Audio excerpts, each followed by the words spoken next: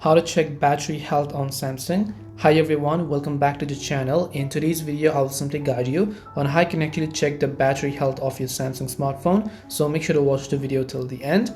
Well, in order to actually check the battery health of your Samsung phone, all you have to do is first of all, you have to simply open the Samsung Members app. Most likely this application could be available by default, but if it isn't, you can simply download it from your Galaxy Store. Once you download the app from your Galaxy Store, open the Samsung Members app and then sign in with your Samsung account.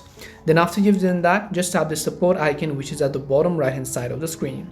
Once you tap on the support icon, go to the option called phone diagnostics over here. Once you go to phone diagnostics, right over here you have to simply look for the option called battery status. So you can see battery status option here, just tap on it, and then right over here you'll be able to see battery status over here, and then you can see life is basically good. It may not show the exact percentage like on iOS, but it'll at least show you the battery status and the battery health.